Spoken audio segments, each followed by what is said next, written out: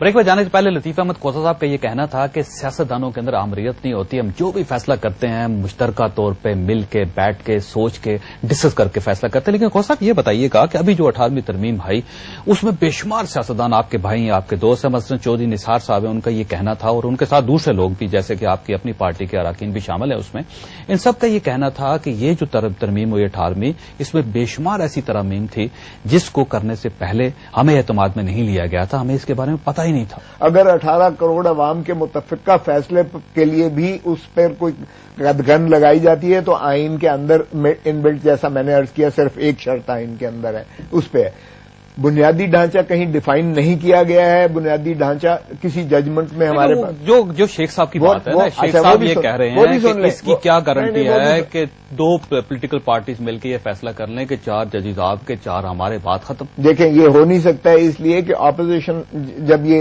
पहले 8 रुकनी में तो 2 पार्टीज का कोई ताल्लुक ही नहीं बनता है। जो 8 रुकनी, जो 7 रुकनी जो कमीशन है, जुडिशियल कमीशन, जुडिशियल कमीशन पर जो पार्लिमानी कमेटी है उसका क्या रोल है?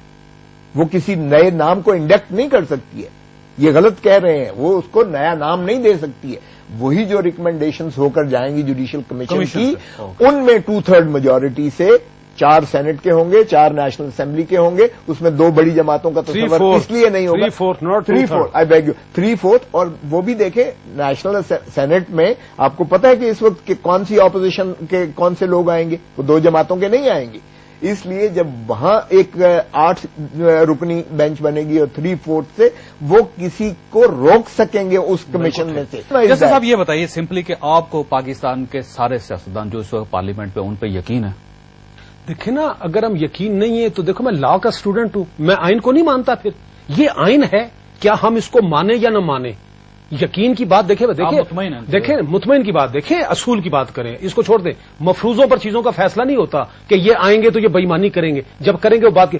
मैं कहता हूं ये पाकिस्तान का आइन पड़ा है, इस पाकिस्तान के आइन में पार्लियामेंट्री फॉर्म ऑफ गवर्नमेंट है, गलत है, झूठ है, अच्छा है, बुरा है, चाहे वडेरा सिस्टम है, चाहे जो भी कर, ये है इस सिस्टम में अमल होना चाहिए। नहीं देखिए, अगर मैं मिसाल के तौर पर कहता हूं मुझे इस पर यकीन नहीं है, तो फिर वो आदमी आइन को नहीं मानता, और जो आइन को नहीं मानता वो फिर बातें करनी छोड़ दे। फिर तो देखे ना, हम अंधेरी गली में अपने आप को बदलना करें। यकीन है आपको किसी के मानने या न मानने की तो बात इसमें नहीं है, बात तो दलील से होगी। ये मैं कहूं कि जो आएंगे वो बेईमानी करेंगे, ये आपस में मिल जाएंगे, मैं कैसे कह दूं? वो इंसिडेंट होने दें, जब ये होगा, जैसे मैंने एक रास्ता तजवीज कर दिया। मिसाल मैं ये भी तजवीज करता हूं, अगर पार्लिमानी कमेटी सुन रही है, कि पार्लिमानी कमेटी में उसमें लिखा हुआ है कि पार्लिमानी कमेटी अपने रूल्स बनाए, वो जो कॉन्स्टिट्यूशन के तहत रूल बनेंगे उसकी हैसियत जो है कानून के बराबर होगी, उसमें रीजन इन राइटिंग देंगे क्यों रिजेक्ट किया जा रहा है, और वैसे भी रीजन देने चाहिए, उसको जो है जस्टिसेबल है। देखिए, उसकी एक वजह है, इस तरीके से आपका मकसद भी पूरा हो जाता है, एतराज भी खत्म हो जाता है। अगर देखो, हर दफा तो रिजेक्ट नहीं होगा, कोई एक आदमी साथ 10 में से होगा,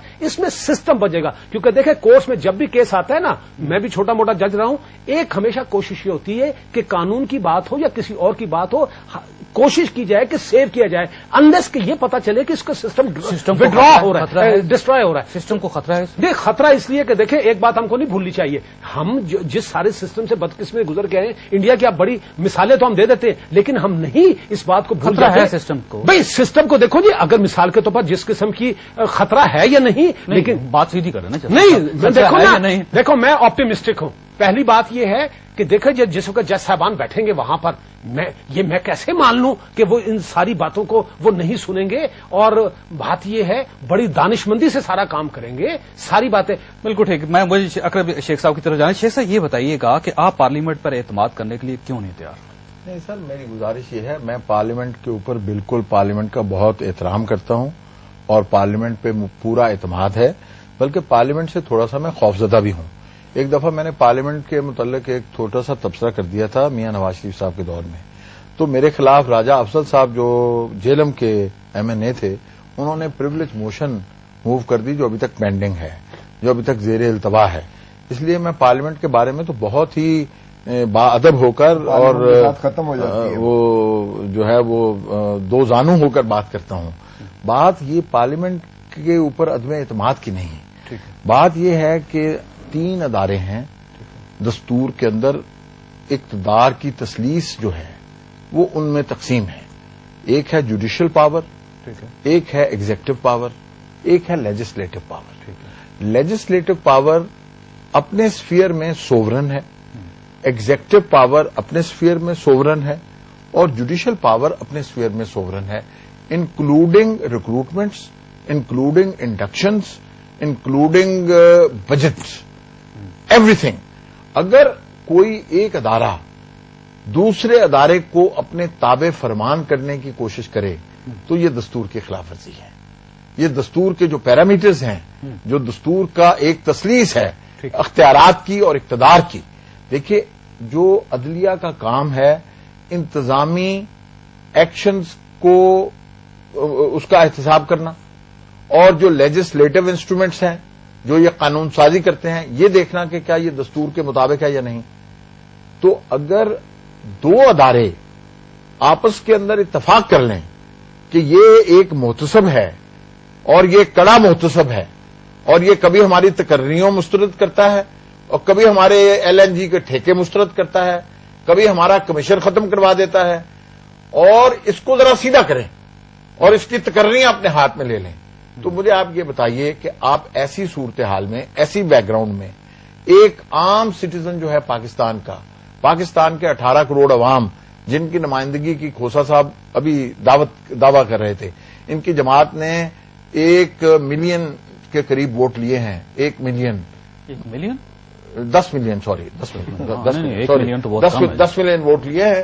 وہ بات کرتے ہیں جن کی ضمانتیں ضبط ہوئی ہیں, وہ اب بات کرتے ہیں. میں تو سمجھ نہیں آتی میں تو سر کسی نہ آپ نے کوئی ووٹ لیا ہے کھوسا صاحب, نہ میں نے کوئی ووٹ لیا ہے, نہ میں پارلیمنٹ میں ہوں نہ آپ پارلیمنٹ میں ہیں, اور دونوں انسان ہیں تو کیوں اتنے حجابوں میں ملیں.